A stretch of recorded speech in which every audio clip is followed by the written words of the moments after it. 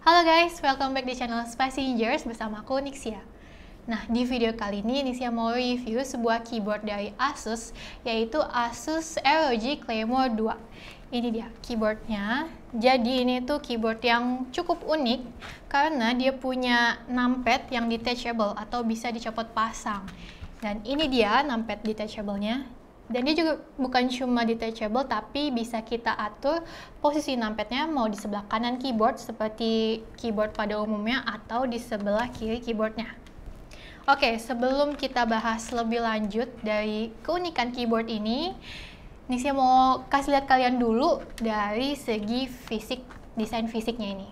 Oke, untuk desainnya sendiri dari keyboard ini, dia udah pakai bahan aluminium di bagian atasnya sini dan juga bahannya ini dilengkapi dengan tekstur aluminium brush. Untuk warna di sini di bodinya ada 2 tone, jadi yang bawah yang besar ini warna aluminiumnya abu-abu gitu dan bagian atasnya warna hitam. Lalu di bagian atas kirinya ini ada menggunakan bahan plastik akrilik gitu yang glossy, dimana di sini ada logo Asus ROG dan juga ada indikator baterainya. Kemudian kita lihat di bagian keycaps-nya, di bagian tombol-tombolnya, ini dia desainnya floating gitu, jadi kelihatan nih dari bagian LED RGB-nya kelihatan. Oh ya, untuk fontnya sendiri di tiap key-nya dia menggunakan font dari Asus yang udah bagus banget sih fontnya. Lalu di bagian atas kanan sini dia juga ada indikator-indikator yang aktif di keyboard ini. Nah, untuk di bagian belakangnya ini kita bakal nemuin ada 2 buah port. Yang pertama USB Type-C portnya. Ini untuk koneksi wired, koneksi kabelnya. Kemudian juga ada port USB Type-A. Ini untuk USB pass-through dan juga bisa untuk koneksi kabelnya. Kemudian ada switch untuk on-off-nya. Jadi kalau misalnya kita on-in, dia bakal masuk ke mode koneksi wireless, yaitu wireless-nya 2,4 GHz. Dan kalau kita off-in, dia masuk ke mode wire-nya atau mode kabelnya. Dan di sampingnya lagi di sini ada lubang buat kita taruh dongle USB wireless ya di sini. Kemudian di bagian belakangnya, bagian bawahnya ini full sih semuanya ada teksturnya, tekstur garis-garis diagonal dan juga ada logo ROG yang cukup besar di sebelah sininya. Kemudian dilengkapi juga dengan rubber fit. Dan ini rubber fit-nya nggak cuma di 4 sisi aja, tapi dia juga ada di bagian sini, di bagian height adjustment-nya ini ada logo ROG-nya juga. Ini unik sih, di rubber fit-nya ada logo ROG di kiri kanan ini. Tapi ini kalau lagi nggak dipasang ya, dia pasti kepakainya. Tapi kalau lagi ditinggiin, nggak ngefek rubber fit ya. Dan ditambah lagi rubber fit di bagian tengah bawah ini cukup besar, panjang. Jadi di bagian kiri kanannya ini yang bisa dipasangin numpad, ini ada covernya lagi, kayak dicopot juga gampang, ini magnet aja. Oh ya, buat naruh dongle-nya juga yang di belakang ini juga udah magnetic. Dan ini cover kiri dan kanannya bisa dicopot. Jadi biar dia tetap rapi kalau misalnya kita nggak pakai numpadnya ini.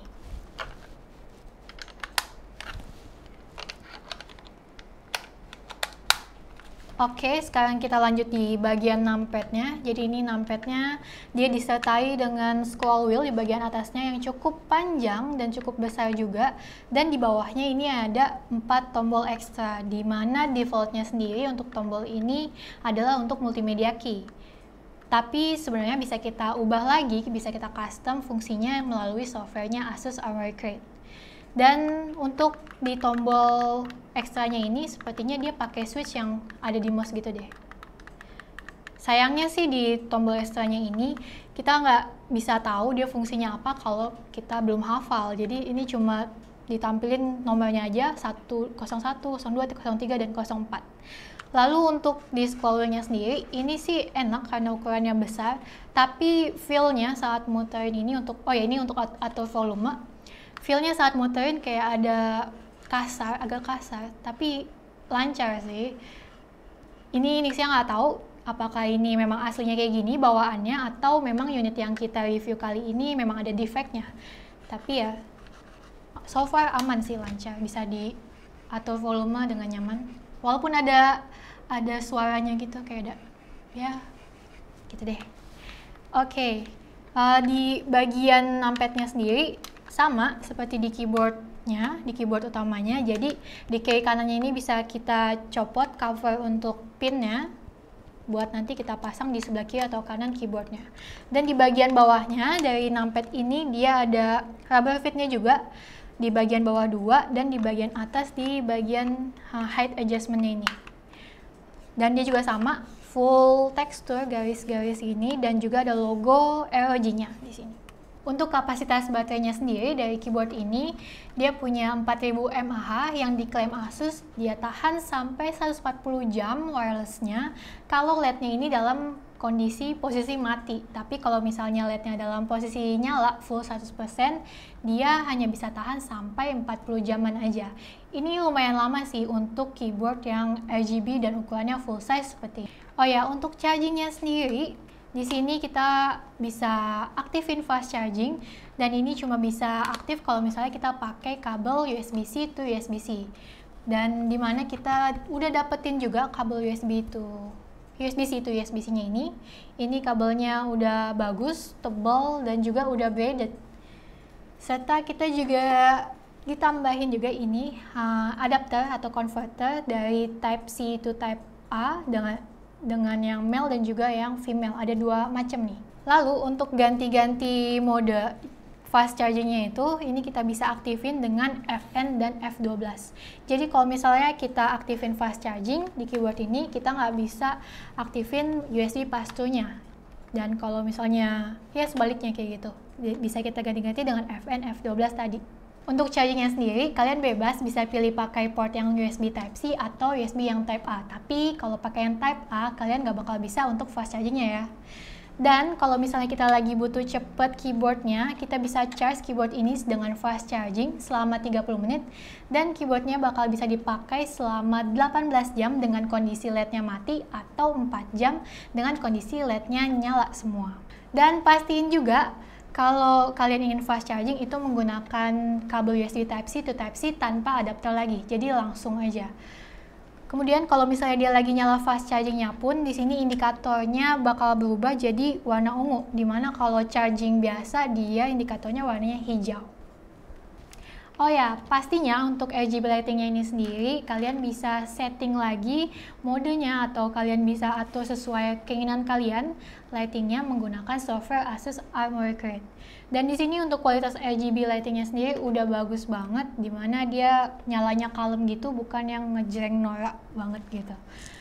Nah, untuk switchnya dari Asus ROG Claymore 2 ini, dia udah pakai switch Asus RX Optical Switch, dimana Asus sendiri nyediain 2 opsi, yaitu di switch red dan juga yang blue.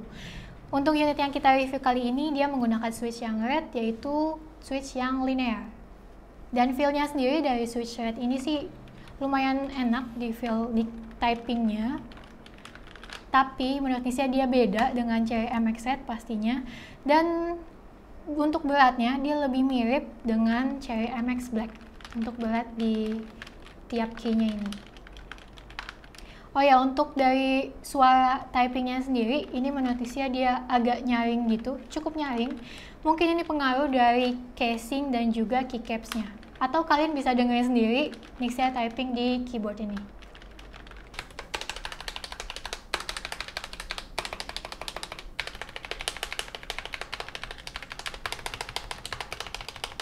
Tapi overall untuk kualitas build quality dari keyboard ini sih udah Nisia akuin udah bagus banget, udah top deh. Untuk delaynya, switch optical ini memang jauh lebih minim dibandingkan dengan mechanical switch pada umumnya. Jadi keyboard ini cocok banget buat dipakai main game. Dan dia juga punya lifespan yang lebih panjang, jauh lebih panjang kalau diklaim Asus, yaitu bisa sampai 100 juta kali keystroke atau klik. Tapi, ada tapinya nih, jadi switch ini kan beda banget dengan MX Style pada umumnya. So, kalau kalian mau beli keyboard ini dan mau custom keycaps-nya, good luck deh, karena belum ada yang jual keycaps custom-nya dan mungkin someday bakal ada dari Asusnya, tapi nggak tahu juga sih. Oh ya, nggak ketinggalan, Asus ROG Claymore 2 ini juga menyatakan price rest yang seperti ini, jadi dia bahannya busa dan dilapisi bahan kulit juga di sini dengan logo ROG juga di bagian kanannya. Menurut Nixia ini WSS-nya udah enak banget, empuk dan nggak bikin panas.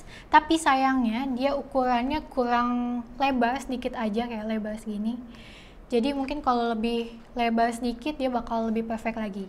Dan WSS-nya ini juga anti licin, dimana di belakangnya udah ada rubber fit yang besar, kiri kanan atas bawah dan juga di bagian tengahnya kayak gitu. Tapi kalau untuk ngakalin ukuran WSS-nya yang agak kecil ini, kalau Nixia tinggal pindahin aja posisinya, jadi nggak perlu ditempelin ke keyboard, dan sesuaiin posisinya sesuai yang kita pengen di tangan kita. Dan restnya ini tadi magnetic, jadi sekarang Nixia mau coba pasang. Sebelumnya Nixia mau pasang dulu numpadnya. Untuk pasang numpadnya sendiri ini karena Nixia mau pasang di posisi normal, yaitu di sebelah kanan, jadi kita tinggal buka aja cover yang ada di numpadnya ini, tinggal tarik cover magnetnya, dan yang di keyboardnya juga kita buka kayak gitu, lalu dipasin dan tinggal di slide ke bawah. Nah, dia ini langsung nyala numpadnya, lalu tinggal tempelin deh ininya, WSS-nya, dia udah magnet gitu. Untuk harganya sendiri, keyboard ini ada di angka 3,7 juta. Sebenarnya keyboard ini udah bagus, udah unik, tapi sayangnya di bagian keycaps-nya aja nih, karena di keycaps-nya ini punya bahan yang cukup tipis dan hampir mustahil buat nemuin keycaps aftermarket-nya. Kecuali memang kalian nggak berniat buat custom keycaps-nya atau gonta-ganti keycaps-nya ini. Dan keyboard ini cocok buat kalian yang memang punya space terbatas di meja kalian. Jadi kalau misalnya kalian lagi main game, tinggal copot numpadnya, dan saat dibutuhkan numpadnya misalnya buat kerja, bisa dipasang lagi nih numpadnya. Jadi kalian bisa langsung dapetin dua ukuran keyboard dalam satu keyboard 2-in-1. Bisa dapetin yang full size keyboard dan juga TKL size.